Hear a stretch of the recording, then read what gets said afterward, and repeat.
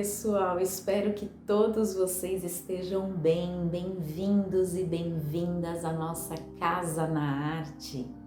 Hoje a nossa conversa é sobre os reinos encantados na literatura, porque eu tenho uma indicação de livro a fazer para vocês para esse final de semana. Eu recebi diretamente de Clovis Rezende, o autor, o seu livro Guerreiros de Aralgue, publicado no ano passado, em 2020, pela editora Chiado Books. E esse livro me remeteu imediatamente a reinos encantados, as várias histórias da literatura em que há reis, rainhas, cavaleiros, castelos, seres mágicos, florestas desafiadoras, Tolkien, Crônicas de Nárnia, enfim, para esse universo, para esse cenário das narrativas que envolvem contos de fadas, contos mágicos, seres sobrenaturais e ao mesmo tempo tem também um estilo que nos faz recordar toda uma época, principalmente medieval talvez, né, em que estes cavaleiros e suas espadas serviram para defender muitos valores e muitos reinos de invasores e de inimigos, como é um pouco o que aparece aqui no livro do Clovis Rezende. É um livro dividido em 15 capítulos, com um pouco mais de 300 páginas. É uma história muito envolvente, com muitos diálogos e que faz referência a esse universo. Aqui nós temos um cenário que é o país de Arathorn, onde existe um reino, é o reino de Aralgue, justamente que aparece no título, e em que há alguns personagens que, a meu ver, parecem arquétipos. Essa história deste livro me fez recordar, inclusive, aquelas figuras que quem conhece encontra em cartas de tarô, que são considerados arquétipos, né? Porque aqui nós temos o rei, a rainha, nós temos o mago, nós temos o cavaleiro, né? Figuras de nobreza que aparecem também em cartas de baralho tradicional, mas principalmente em cartas de tarô. E é um universo que fala muito de magia, por isso esse título de Reinos Encantados aqui do nosso vídeo, né? Porque eu acho a literatura, mas não só, muitas outras artes também, está recheada, né, de histórias que nos conduzem, né, que nos fazem de repente imergir num cenário de floresta muito misterioso, enfim, e que tem muito a ver com esses desafios, né, e com esse reino da ficção e da magia tal como aparece aqui. Os elfos negros, por exemplo, eram um pouco maiores que seus parentes elfos brancos. Não respeitavam fronteiras, viviam como nômades, geralmente andavam em bandos, depredavam e destruíam todos os lugares por onde passavam. Nessa narrativa aparecem alguns clãs e alguns grupos que são de seres mais violentos, mais invasores e que promovem muito mais a guerra e a barbárie.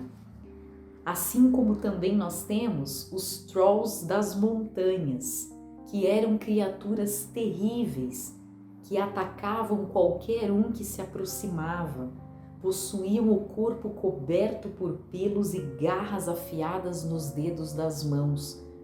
São descrições de seres e de personagens que aparecem aqui que a gente sabe não existiram necessariamente desta forma e fazem referência à mitologia, ao folclore de algumas comunidades, de alguns povos ao redor do planeta, culturas nórdicas, enfim.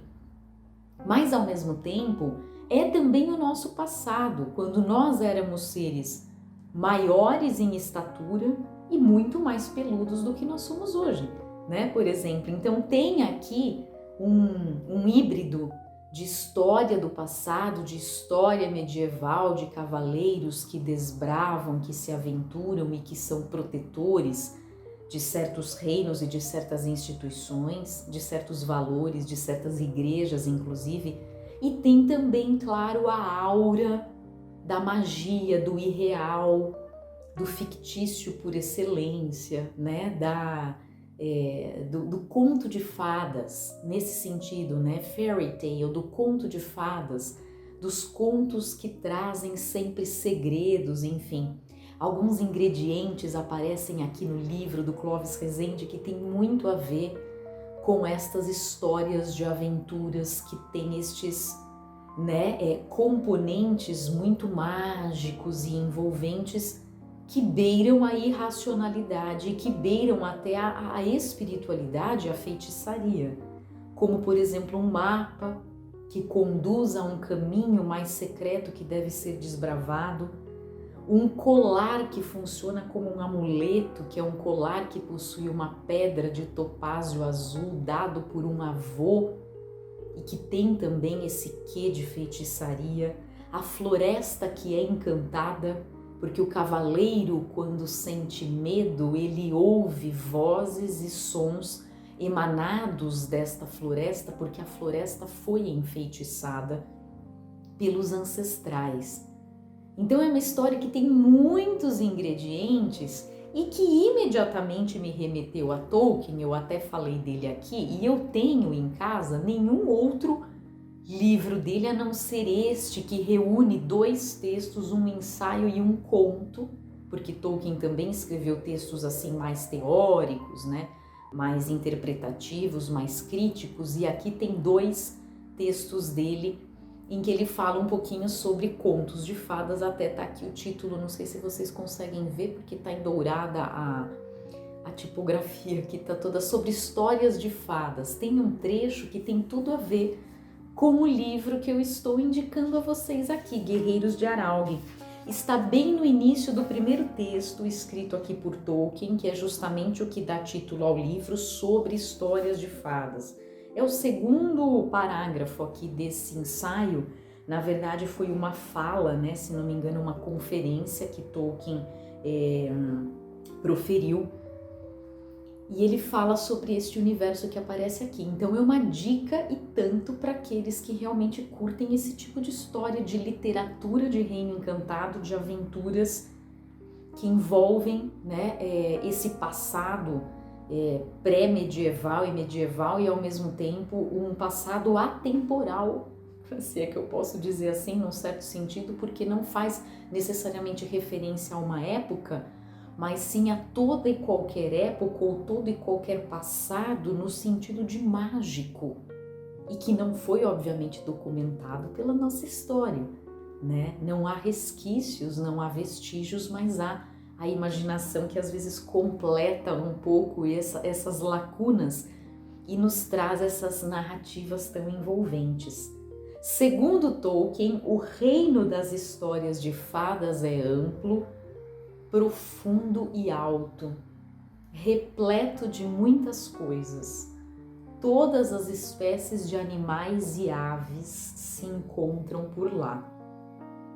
Oceanos sem margem e estrelas incontáveis, uma beleza que é um encantamento e um perigo sempre presente. Aqui tem muitos humanos e não humanos, seres, enfim, que não têm forma humana necessariamente, ou que são assim meio monstros, meio híbridos que atacam o tempo todo, enfim, e conflitos, lutas que exigem intervenção inclusive dos magos e feiticeiros para que sejam resolvidas. Isso aparece bastante aqui.